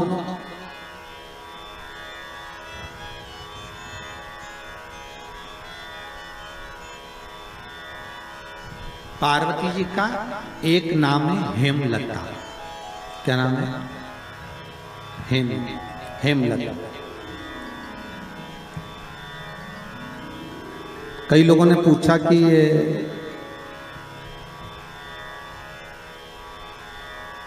जो पार्वती जी का हेमलती जो नाम है, नाम था हेमलती, अब उसको कर दिया हेमलता, है ना। तो ये माता पार्वती का हेमलती नाम किस जगह पर पड़ा? तो देवी भागवत में आता है कि जिस जगह पर शंकर भगवान ने पार्वती से एक बात कही कि हमारा मन है कि हम दोनों बालकों की परीक्षा लें, और पार्वती जी ने जब भगवान शिव से कहा कि बच्चों की परीक्षा क्या लें, संतान अपनी है और इनकी परीक्षा हम क्यों लें, किस लिए?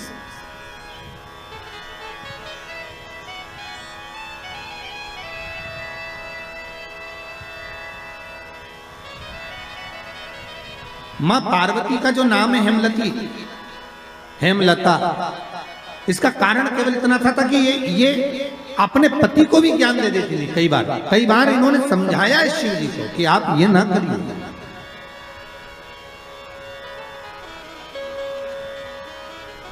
आप मत करो परीक्षा, मत लो, पर शिव तो शिव थे। बुला लिया कार्तिकेय को, गणेश जी को बुलाकर कहा,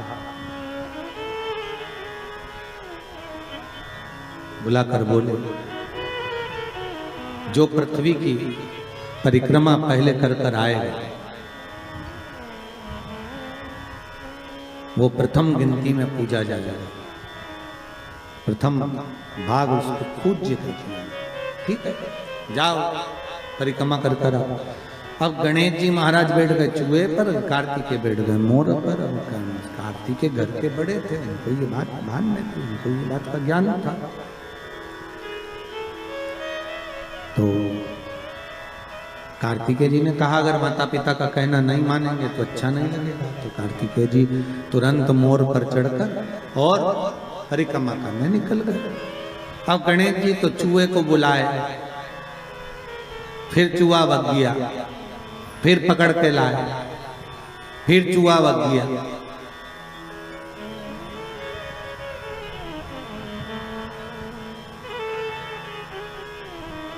अच्छा, गणेश पुराण में लिखा है नंदी और भृंगी, शंकर भगवान के ये दोनों गण इतने एबले थे महाराज कि गणेश जी जब जब चूहे पे बैठते थे और नंदी और भृंगी चूहे को अपने पास खिलाने के लिए बुला लेते थे।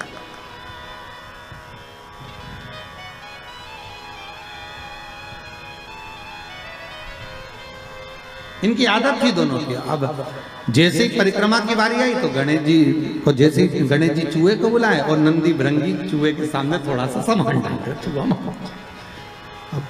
बड़ी तकलीफ। गणेश जी को लगा कि आखिर कारण क्या है, तो गणेश जी ने देख लिया कि ये नंदी भृंगी ने करी है हरकत, तो नंदी भृंगी को देखकर कह दिया आप नंदीश्वर, ये अच्छी बात नहीं है, आप मेरा चूहा बार बार बुला लेते हो, तो तुम ले जाओ चूहे को, जा। अब उन्होंने चूहे पर बैठ गए, बैठकर जैसे चले शंकर जी के पास में, तो शिव जी को प्रणाम कर कहा पिताजी परिक्रमा करने जा रहा हूं। शंकर बोले जा। अब इनको क्या मालूम था कि यहीं लगा लेगा।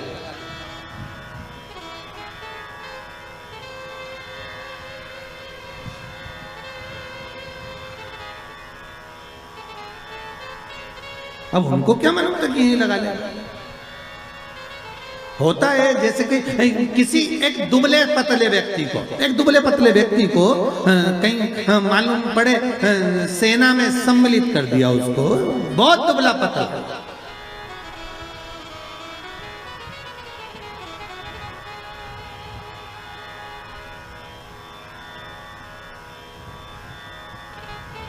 और उससे कहा जाए तो अफगानिस्तान की ओर से लड़ेगा, ले ये गोला बम का और ले जा।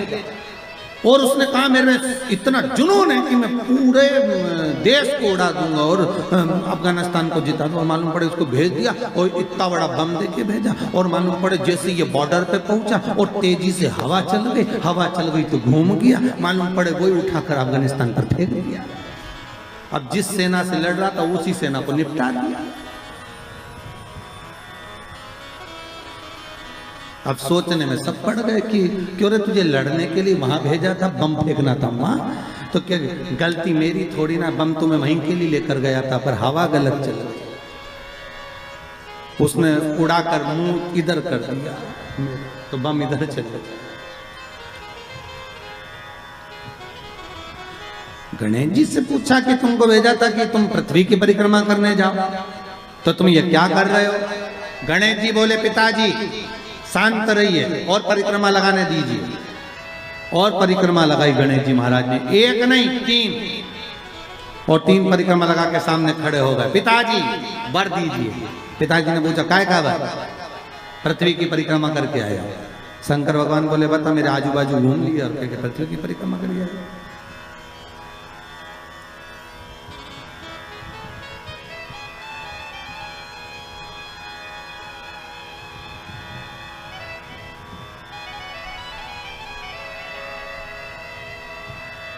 तो ये होता है कभी कभी। रामचरितमानस में केवट का चरित्र आता ना, केवट ने राम जी को नाव में बिठाया, या घाट से लेके चले वह घाट पर जाए, वह घाट से वापस घुमा के ये घाट पे ले जाए, इस घाट से उस घाट पे ले जाए, उस घाट से इस घाट पे ले जाए, बड़ा बार बार घुमा दिया वो नाव को। अच्छा केवट की नाव जो अच्छी नाव थी वो तो भगवान ने छोड़ दी थी, वो केवट की नाव में बैठे तो वो नाव भी ऐसी थी उसमें बीच में छेद था। और लक्ष्मण जी ने कहा भी था भैया इसकी नाव में मत बैठो छेद है।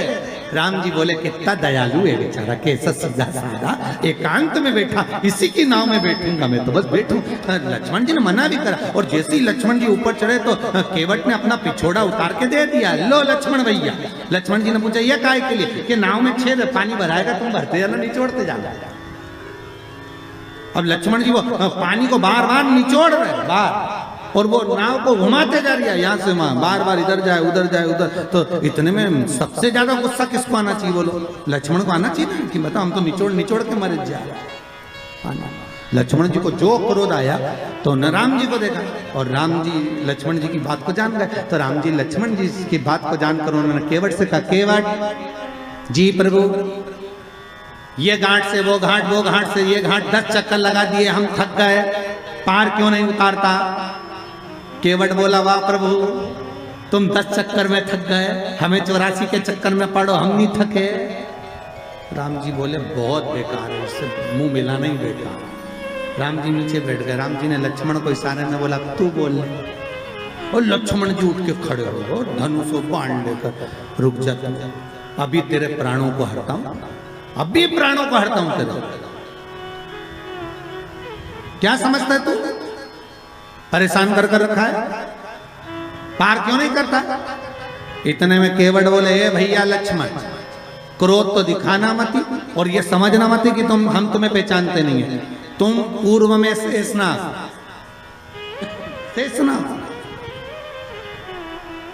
ये भगवान राम भगवान विष्णु है, और ये मैया सीता लक्ष्मी जी ये चरण दबा रही थी, ये सो रहे थे, आप शेषनाग के ऊपर, हम कछुआ थे दर्शन करने आए, आपने इतनी तेज फुंकारा, मर गए तो केवट बन गए।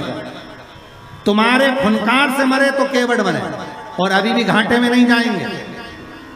तुम मार भी दोगे तो बेकुंठी जाएंगे, पर घाटा तुम्हारा है, हमारी कोई औलाद नहीं है, हम मर गए तो हमारी पत्नी अंतिम संस्कार भी तुमसे कराएगी, और 12वें का भोजन भी तुम्हें जिमाएगी। राम जी ने कहा लक्ष्मण नीचे बैठ जा रहे, नीचे बैठ जा तू।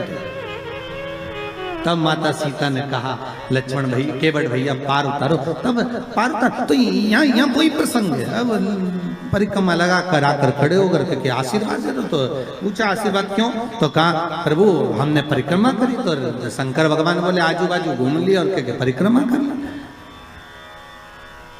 इसको कोई परिक्रमा करता है? गणेश जी बोले और नहीं तो माता पिता में आकाश, माता पिता में पाताल, माता पिता में पृथ्वी, सब तो माता पिता में ही, और सब माता पिता में, इसलिए आपकी लगा ली सबकी हो गई। शंकर जी खुश हो गए, शंकर जी ने आशीर्वाद दे दिया। अच्छा बच्चों पर माँ बहुत देर में खुश होती है, पर पिता तुरंत पर्स खोल के 500 का नोट देते तो जा। माता और पिता में अंतर है। मम्मी पहले पूछेगी काय के पैसे चाहिए, ट्यूशन के, तो ट्यूशन के पैसे मैं दे दूंगी, पहले ट्यूशन वाली मिस का फोन तो आन दे मैडम का। मम्मी तू बार बार बस फोन का इंतजार कर दे, मैडम मेड से बोली पैसे लेके आना, मत दे। पापा के पास, पापा हाँ बेटा 500 रुपये चाहिए, काय के लिए? मैडम ने मंगाया। ये मम्मी भी माता पुजारी, 50 बार बोल दिया इसको पैसे मत दिया करो, बच्चा बिगड़ जाएगा, पहले मुझसे तो पूछा करो। इतने में पति पत्नी से बोला, अरे यो जगदम्बा, कितनी बात पूछो तुझसे, तू शांति रख, मैंने दे दिया ना 500, देख लेंगे जो होगा। तो शंकर भगवान ने तुरंत वर दे दिया, प्रथम गिनती में तुम गिने जाओगे, तथास्तु। पार्वती जी को तो मालूम ही नहीं पड़ा कि कब वर दे दिया, नहीं तो पार्वती जी तो खड़ी हो जाती। अब आ गए कार्तिक। कार्तिक ने आकर कहा, दंडवत करता हूं पिताजी, प्रणाम, हम तुम्हें देवताओं की सेना के सेनापति बनाते हैं। कार्तिकेय की आंख से अश्रु बहे। देवताओं की सेना के सेनापति? क्या मैं प्रथम गिनती में नहीं आऊंगा? नहीं। क्यों? गणेश जी ने प्रथम गिनती में आ गए। गणेश जी ने परिक्रमा कर ली। किसकी करी? हमारी। पिताजी, आपने कहा था पृथ्वी की परिक्रमा कर कर जो आएगा प्रथम गिनती में गिना जाएगा, तो पहली परिक्रमा पृथ्वी की तो मैंने करी, फिर गणेश ने नहीं। पार्वती जी उड़ गई। क्या बात है कार्तिकेय? कार्तिकेय ने कहा, माँ, पिताजी ने गलत निर्णय दे दिया। क्या गलत निर्णय दिया? गणेश जी को प्रथम गिनती में दे दिया और मैं परिक्रमा कर कर आया।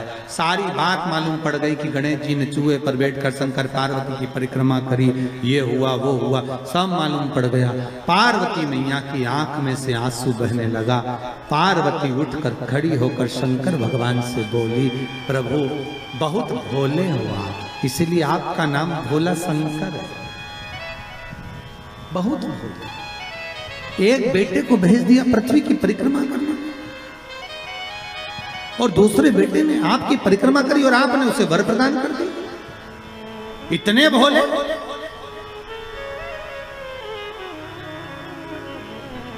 पुत्रों में भेद कर दिया।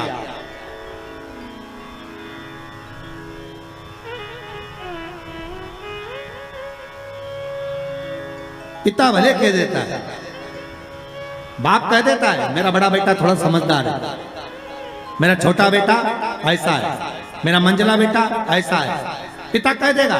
पर मां हमेशा कह देगी, नहीं नहीं, मैंने बराबर का दूध पिलाया है, मेरे 4 बेटे, 5 बेटे, 6 बेटे, 7 बेटे, 3 बेटे, 2 बेटे, मेरे सब बराबर। ये माता का शब्द। मां कभी अपने बच्चों में भेद नहीं।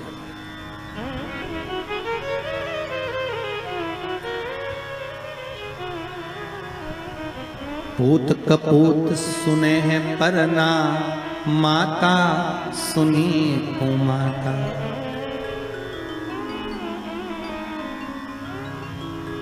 मां कभी कुमाता नहीं सुनी। पूत कपूत हो सकता है, पर मां मां है। जगत जननी मां पार्वती खड़ी हो गई, और इस कथा से बहुत सीखने को मिलता है। शिव महापुराण का ये चरित्र बहुत सिखाने के लिए है कि माता पिता की दृष्टि में कभी बच्चों के प्रति भेद न करना। कभी मत कहना, माँ से निवेदन है कि मेरा बड़ा बेटा अच्छा कि छोटा अच्छा, मंजला अच्छा कि संजला अच्छा, कभी मत कहना। क्यों? क्योंकि गेंद कभी भी किसी भी पाले में जा सकती है और किसी भी बहू से पाला पड़ सकता है। आप कभी मत करो। आपके 4-5 बच्चे हैं, आप हमेशा अच्छा बोलो, मेरे बच्चे सब बढ़िया, बड़ा बेटा बहुत बढ़िया, बड़ी बहू बहुत बढ़िया, छोटी बहू बहुत बढ़िया, उससे छोटी बहुत बढ़िया, उससे छोटी बहुत बढ़िया। क्यों? अपने को करना क्या, जिस बहू के यहाँ जाओ रबड़ी खाओ वापिस आ जाओ। अपन बुरा भला करना।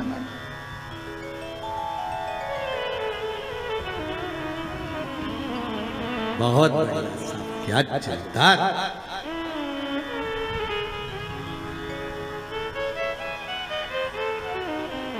बहुत जोरदार था, बहुत। मेरी बड़ी बहू बहुत बढ़िया, क्या जोरदार कपड़े सिलती है, क्या जोरदार दाल बगाड़ती है। छोटी बहुत बढ़िया बच्चों को पढ़ाती है, इतनी बढ़िया पढ़ाने में, सब बच्चों को लेके बैठ जाती, पढ़ा लेती है। उससे छोटी क्या मांडना मांडती, क्या कपड़े सिलती। उससे छोटी वो भी बहुत जोरदार भोजन पकवान बनाती। जब माँ तारीफ करे तो उसके लिए सब बराबर, सब। जैसे शंकर भगवान कहाँ रहते हैं? जम के बोलिए, शमशान। शमशान शिव जी का धाम। जहां पर सबकी शान सम है, उसी का नाम शमशान है। शमशान में जो जाता है वो राख का ढेर बन जाता है। राख का ढेर।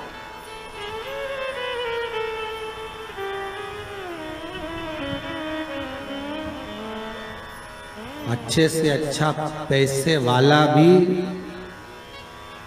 मां पहचान में नहीं आता कि ये करोड़पति है। लकड़ी की जगह नोट थोड़ी ना लगाए जाते। और गरीब भी है ना तो वहां पहचान में नहीं आता कि ये गरीब है। वहां तो एक जैसी चादर है, सफेद कपड़ा उड़ा दिया, लाल कपड़ा उड़ा दिया, चिता पर सुला दिया, आग लग गई, एक जैसी।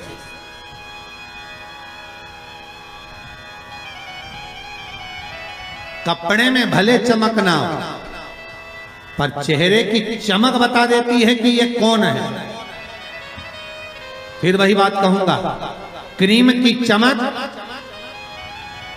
15 दिन, 20 दिन, 1 महीने रहेगी, पर अच्छे कर्म की चमक जीवन पर्यंत रहेगी। आपका कर्म हमेशा चमकता रहेगा। आप अच्छे कर्म करते रहिए, दान पुण्य सत्कर्म भजन कीर्तन स्मरण, ये श्वास चली ना चली, अंतिम श्वास कौन सी है किसको मालूम? 21,600 श्वास में से आखिरी सांस कौन सी है किसी को नहीं मालूम। अंतिम श्वास कौन सी है ये किसी को मालूम। थोड़ा रिटर्न बढ़ाइए भाई। अंतिम सांस कौन सी है ये किसको मालूम है?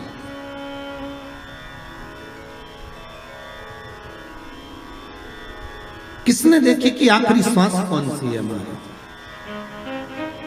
बस श्वास श्वास में राम कहो और वृथा जन्म मत खोए, ना जाने इस श्वास का फिर आवन होए ना हो। 21,600 श्वास जो मनुष्य के शरीर से प्रतिदिन निकल रही है, हर श्वास को ऐसे भजना भगवान का नाम कि अंतिम कौन सी हो। दान पुण्य संकीर्तन स्मरण अपने हाथों से कर लिया। और अब तो ये कोरोना महामारी में तो और नहीं मालूम पड़ रहा कि कब मालूम पड़े 13 बामण भी जिम पाएंगे कि नहीं जिम पाएंगे, वो स्थिति है।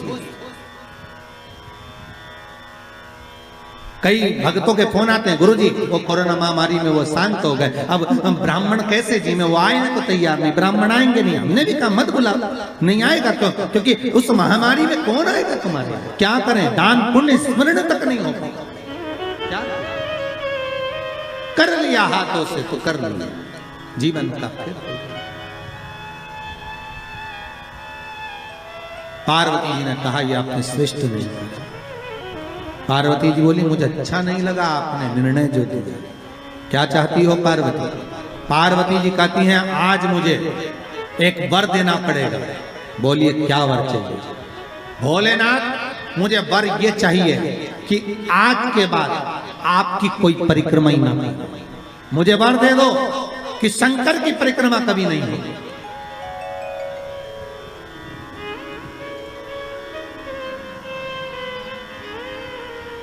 शिव की परिक्रमा का विधान नहीं होगा। शंकर भगवान ने पार्वती को तथास्तु कह दिया। आज के बाद शंकर के मंदिर में शिवलिंग की कोई परिक्रमा नहीं करेगा। कभी आपने करते हुए देखा किसी को? नहीं। शंकर की परिक्रमा होगी तो आधी यहां से चालू होगी, वहां तक जाओगे फिर वापिस आ जाओगे। यहां तक शिव महापुराण की कथा कहती है कि शंकर की आरती के बाद जो परिक्रमा भी होती है ना, वो भी पूरी नहीं करना चाहिए, आदि कर कर वापिस हो जाना चाहिए। शिव की आरती के बाद कई लोग शंकर जी की आरती उतारने के बाद जो परिक्रमा करते हैं ना, आरती की थाली लेकर चारों तरफ घूमते हैं, उसको भी आधा घूमो और आधे में वापिस। शिव परिक्रमा का वर दीजिए आप वर प्रदान करो, हमें वर दे दीजिए। पार्वती मैं तुझे वर देता हूं कि शिव की परिक्रमा आप कोई नहीं करे, और अगर शंकर की परिक्रमा कोई भूल से भी करेगा तो उसको दोष लगेगा, उसका पुण्य छिन्न। इसलिए शंकर की परिक्रमा लोग नहीं करते, क्योंकि उनने जो दान करा, पुण्य करा, सत्कर्म करा, भजन करा, कीर्तन करा, उसका पुण्य धीरे धीरे धीरे धीरे समाप्त होते चले जाता है, उस पुण्य की क्षीणता होती है।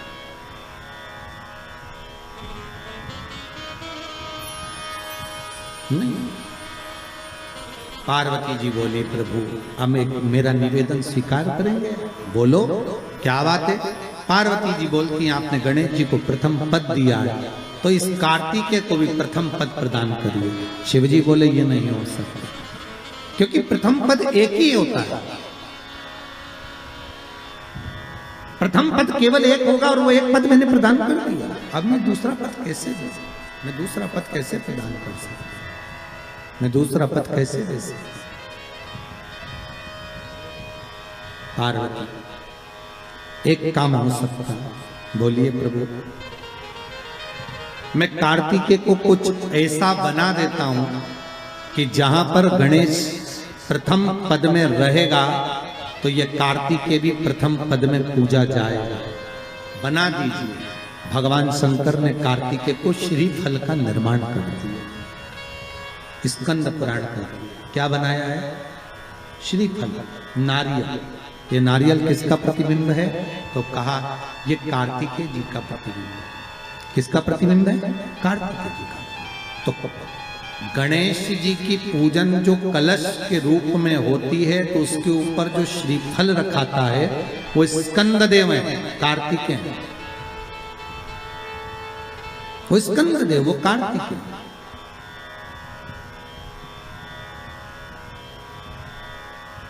जो रखाया गया फल है वो कार्तिकेय का प्रतिबिंब है। अगर प्रथम में गणेश पूजाएगा तो ये कार्तिकेय पूजाएगा। इसलिए श्रीफल, महाराज श्रीफल कार्तिकेय का प्रतिबिंब है। सारी 33 कोटि देवताओं की सेना का सेनापति कार्तिकेय सारे ग्रहों को शांत करने के लिए, कार्य को सिद्ध करने के लिए, कार्य की सफलता के लिए, व्यक्ति की मनोकामना पूर्ण करने के लिए कलश के ऊपर क्या रखा जाता है, जम के बोलिए, नारियल, श्रीफल रखा जाता है, जो कार्य की सफलता प्रदान।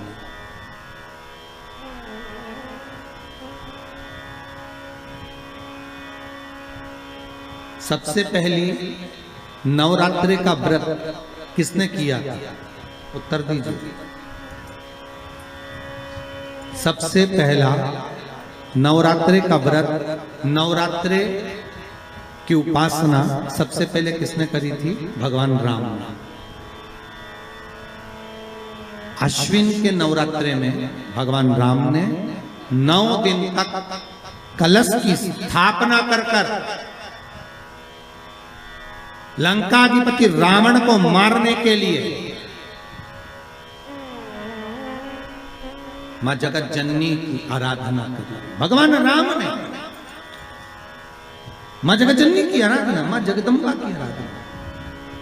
और कहते हैं मेरे राम ने प्रतिदिन मां आद्यशक्ति को निमंत्रण दिया और मां जगत जननी से विनती निवेदन कर कर कहा कि आपको प्रतिदिन आना पड़ेगा। इसलिए देवी भागवत में लिखा है कि नवरात्रि में एक दिन, जैसे प्रतिपदा है, पहला दिन है तो एक कन्या का पूजन करो, द्वितीया है तो 2 कन्या का पूजन करो, तृतीया है तो 3 कन्या का पूजन करो, चतुर्थी है तो 4 कन्या का पूजन करो, पंचमी है 5 कन्या का पूजन करो, छठ है 6 कन्या का पूजन करो, सप्तमी है 7 कन्या का पूजन करो, अष्टमी है 8 कन्या का पूजन करो, नवमी है, जम के बोलो, 9 कन्याओं का पूजन करो।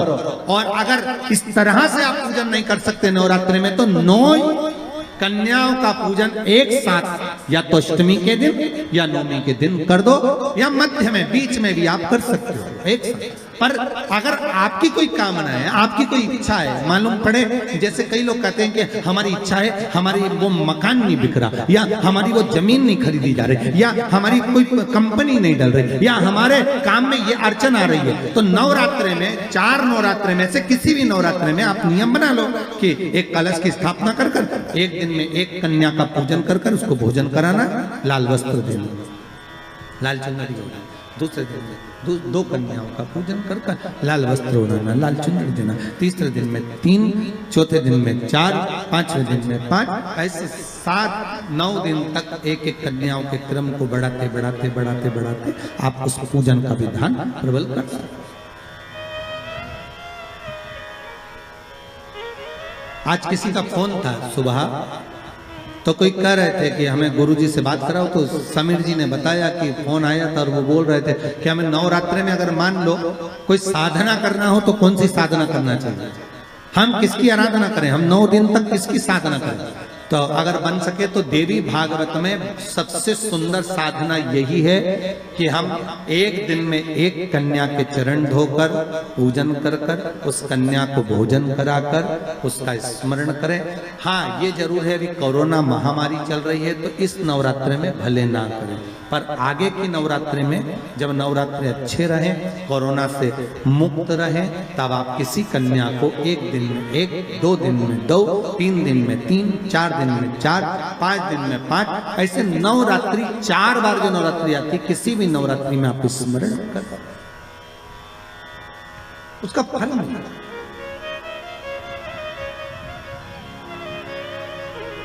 उसका फल होगा।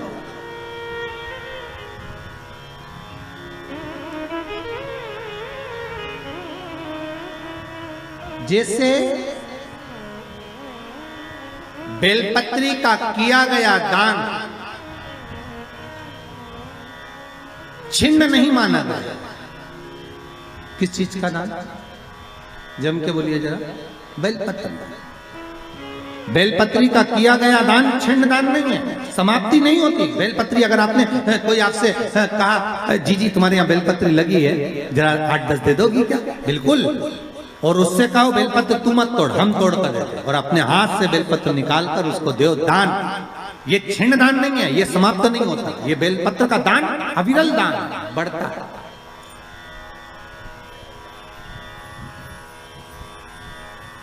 सुख का भान करता है। ये छिन्न होने वाला नहीं अभी।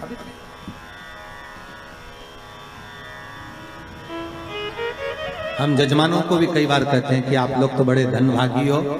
शिव महापुराण की कथा जैसे अभी इस परिवार में हो रही है, हम तो इनसे भी कहेंगे कि आपके पूर्वजों का कोई पुण्य होगा। साफ सारी पुराणे, सारे शास्त्र 7 पीढ़ी को तार देते हैं। शिव महापुराण के लिए स्कंद पुराण में कहा ये 71 पीढ़ी को तार देती है। 71 पीढ़ी तर जाती है मात्र एक बार शिव शंकर की कथा का स्मरण करने पर, शिव महापुराण को श्रवण करने पर 71 पीढ़ी।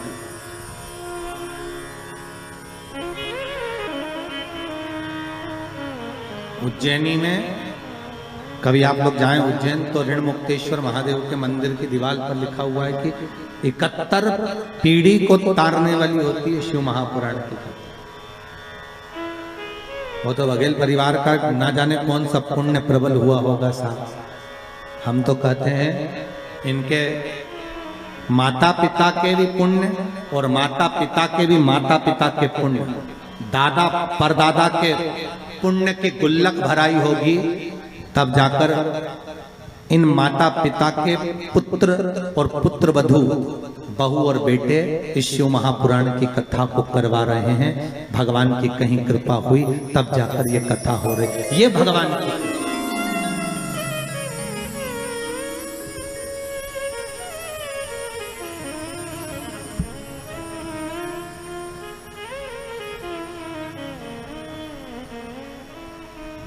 प्रभु की कृपा बिना नहीं हो सकती।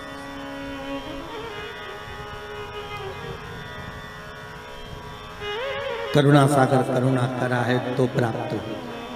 कथा आती है, देवराज नाम का ब्राह्मण था। ब्राह्मण पर कर्म छोड़ दिया था, ब्राह्मण का कर्म से वंचित था।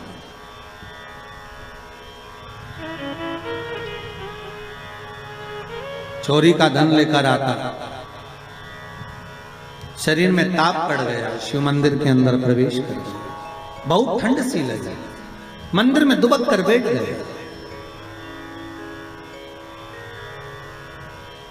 अब मंदिर में जाकर बैठे तो थोड़ी थोड़ी देर में एक शिव महापुराण का वाचन एक पंडित जी कर रहे थे, थोड़ी थोड़ी देर में चिल्लाकर बोलते थे हर हर महादेव। अब जैसे पंडित जी चिल्लाते हर हर महादेव, ये कानों को बंद कर लेता, भगवान कहाँ फंस गया।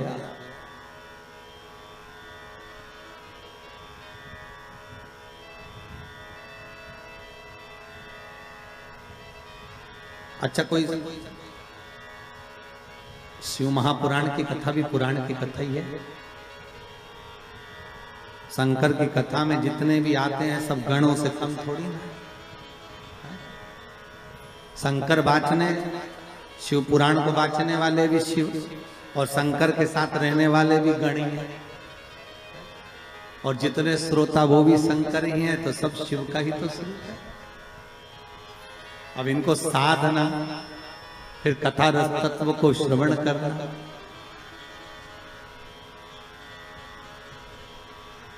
अच्छा एक तो महाराज कहीं शहर में कथा हो ना उसमें अंतर होता है, गांव में कथा हो उसमें अंतर होता है।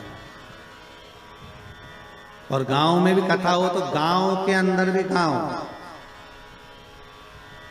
और गांव के अंदर फिर गांव,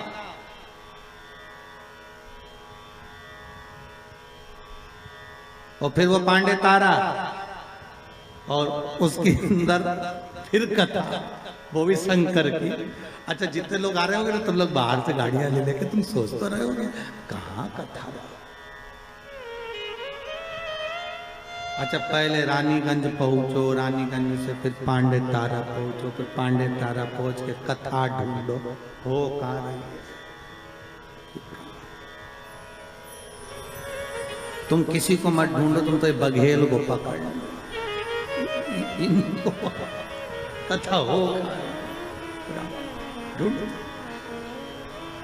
शिव की कृपा है, शंकर की। अब देवराज धन लेकर बैठा तो था पर कथा में मन नहीं लग रहा था उसको। तो महाराज जैसे ही बोले ने हर हर महादेव, तो इसको आए कुछ। अच्छा, कोई पुण्य भागी होता है ना, जिसके मन में भगवान की भक्ति का प्रतिबिंब होता है ना, उसको कथा में बड़ी रुचि आती है, उसका मन कथा में लग जाता है। और जिसके भीतर पाप भरा होता है ना, बस उसको तो अगर भजन भी गाए, कोई कथा भी सुनाए तो भी मन नहीं लगे। बताओ, नींद आ रही है तो। अच्छा, तुम भी कम थोड़ी ना कथा में आए होगे, उससे पहले चाय डकार के आए होगे, निपटा के चाय माय पी के तैयार मैयार होके सौंफ सुपारी सब खा के फिर अलमस्त होके फिर कथा में बैठे। कोई तुम साधारण हो? तुम भी चतुर। और तो और जेब में लेके भी बैठे, कहीं का महाराज होगा, अगर नींद भी आएगी तो थोड़े एक आध कटका था। वो तुम बहुत चतुर हो। अब देवराज तो कथा सुनने के लिए बैठा, उसकी चित्तवृत्ति में। अब वो तो कथा सुनना नहीं था, केवल चोरी का सामान लेकर जा रहा था, चुप कर बैठा हुआ था। जो महाराज चिल्ला, इसको तो भागा यहाँ से, भागा आगे जाकर शरीर में तापता, गिर गया, चक्कर खाकर मर गया, प्राण छूट गए। 5 मिनट भी नहीं, केवल 2 मिनट की शिव महापुराण की कथा सुनी थी। शिव महापुराण की कथा कहती है देवराज के प्राण छूटे, शंकर भगवान नंदी लेकर आ गए। यमराज पाड़े पर चढ़कर आया, शंकर नंदी पर चढ़कर आया। तो यमराज ने पूछा, भोलेनाथ आप? शिवजी बोले हाँ। तू कैसे आया? यमराज बोले देवराज को लेने के लिए आया। देवराज को लेने? हाँ। क्यों? तो बोले इसने पापी पाप करा, इसने पुण्य करा ही, इसलिए इसको लेकर जाना है। यमराज बोले इसको लेकर मैं ही जाऊंगा। शंकर भगवान बोले इसने एक पुण्य करा है। क्या? 2 मिनट की शिव महापुराण की कथा सुनी। तो यमराज बोले 2 मिनट में कुछ होता है? तो शंकर भगवान बोले 2 मिनट में मैं तेरे को जहर की पुड़िया देता, देख निपटे कि नहीं निपटे। जब 2 मिनट में जहर खा के व्यक्ति मर सकता है, तो 2 मिनट में शिव महापुराण कर सुनकर तर नहीं सकता। 2 मिनट में जहर खाया और मर गया, तो 2 मिनट की शिव महापुराण। तो प्रभु 2 मिनट में क्या? शंकर भगवान बोले तो लेखा अभी देखे नहीं मरे तो ठीक। यमराज बोले कि तुम हमें निपटाने में तुले हो, तुम ये सोच रहे हो कि हम मर जाए। शंकर भगवान बोले या तो जहर खाकर सिद्ध कर दे कि 2 मिनट में मरा, या फिर सिद्ध ये कर दे कि ये 2 मिनट में तरा। तो यमराज बोले रहने दो दादा, हम तो अपने घर चले, तुम इसको ले जाओ। शंकर जी ने देवराज के प्राणों को लिया और नंदी पर बिठाया, और शंकर भगवान नंदी लेके डमरू बजाते बजाते कैलाश पे पहुंच गए। तो पार्वती जी ने पूछा किसको लिया है? शंकर भगवान बोले अपना भगत है। पार्वती जी बोली इतने कम है पांडे तारा, ये ढेर इतने कम थे और पकड़ के लिया है। शंकर भगवान बोले ये तो मेरे भगत है। जो शंकर की कथा को श्रवण करता है, शिव महापुराण को दिल से सुन लेता है, शंकर कहते हैं वो बैकुंठ नहीं, शंकर कहते हैं मेरे कैलाश पर हमेशा रहता है, मेरे साथ में रहता है। वो सहज कहां हो सकता, ये मेरे अपने।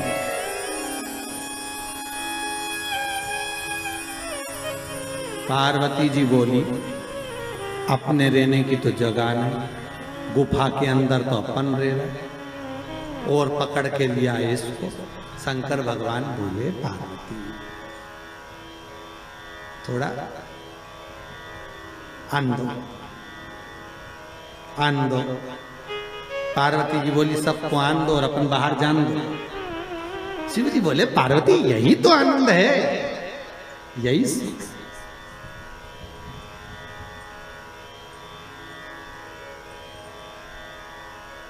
पहले ऐसा होता था, आप लोगों को तो मालूम है कि नहीं मालूम, पर गांव में तो पहले ऐसा था, हमारे शहरों में भी था कि मेहमान आते थे वो अंदर सोते थे और घर के लोग बाहर। पहले से नहीं, चलो बाहर खटिया डालो सो।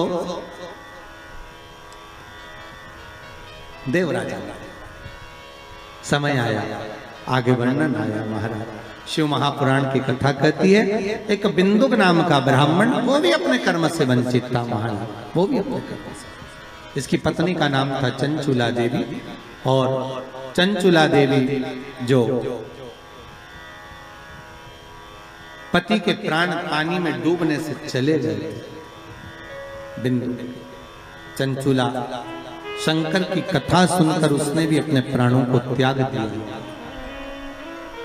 शिव जी के पार्वती की दासी बनकर रह रही थी, मन में शंकर की रुचि भाव।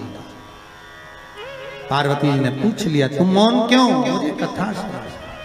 पति का मुक्ति हो जाए, पति का मोक्ष हो जाए, प्रेत योनि से छूट जाए, उसके लिए क्या करा जाए? पार्वती जी ने कहा शिव महापुराण की कथा करवाओ। तुम रुका जी को जाकर निवेदन करा।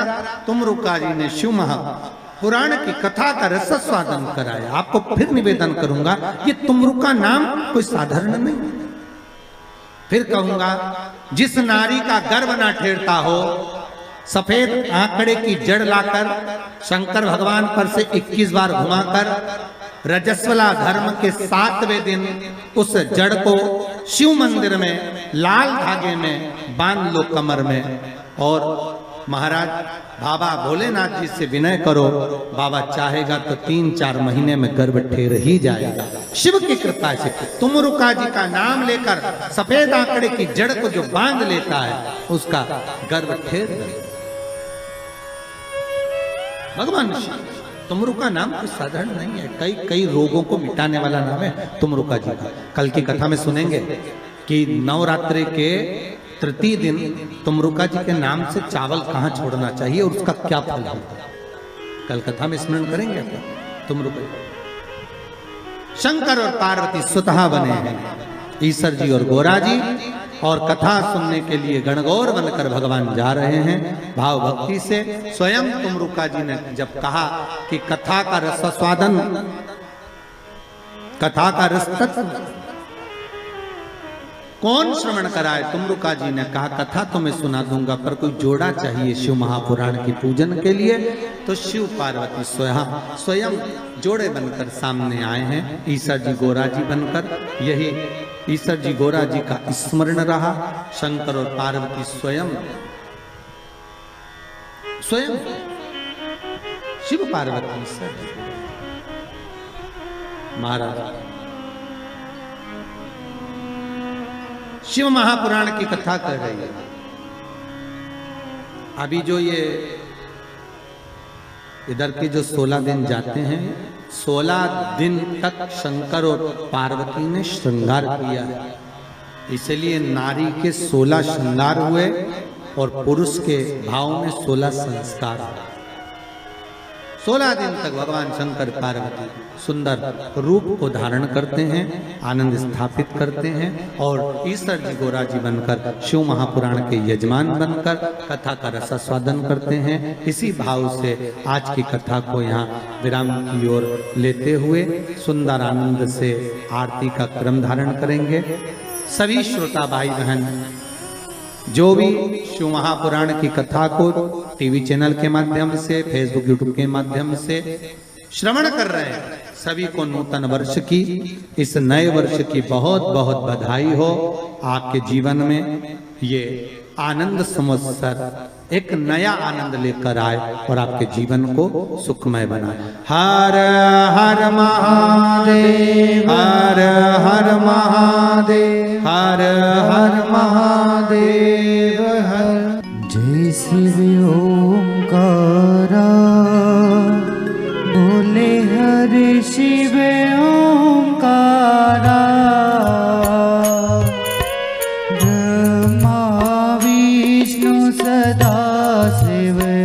बोले भोलेनाथ महाशिव, हरिदांगी धारा। हरे हरे हरे महादेव। एकानन चतुरानन पंचानन राजे। भोले पंचानन राजे। हंसासन गरुड़ासन, हंसासन गरुड़ासन। शिवाहन साजे। ओम हरे हरे हरे महादेव।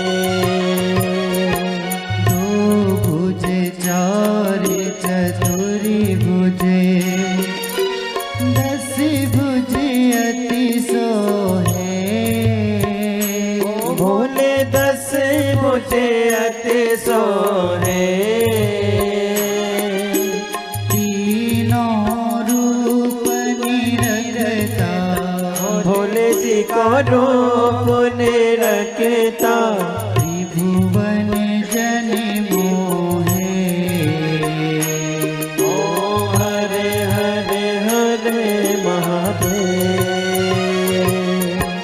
पक्षी माला वनी माला, मुंडी माला धारी। भोले मुंडी माला धारी। त्रिपुरारी कंसारी, त्रिपुरारी कंसारी। करे माला धारी। ओ हरे हरे हरे महादेव। श्वेतांबरी पीतांबरे, बागांबरी अंगे। भोले बागांबरी अंगे। सनकादिक गरुणादिक, सनकादिक ब्रह्मादिक। भूतादिक संगे। ओम हरे हरे हरे महादेव। करी के मध्य कमंडल, जप त्रिशूल धरता। भोले चक्र त्रिशूल धरता। जग करता जग हरिता, जग करता जग हरता। जग पालन करता। ओम हरे हरे हरे महादेव। ब्रह्मा विष्णु सदा शिव, जानत अभी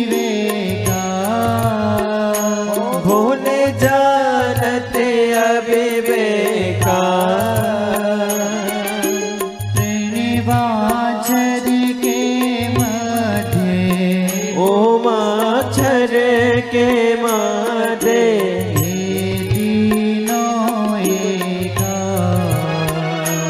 ओम हरे हरे हरे महादेव। काशी में विश्वनाथ विराजे नंदी ब्रह्मचारी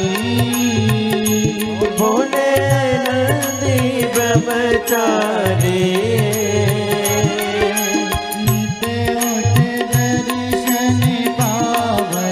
रुचि रुचि भोग लगावत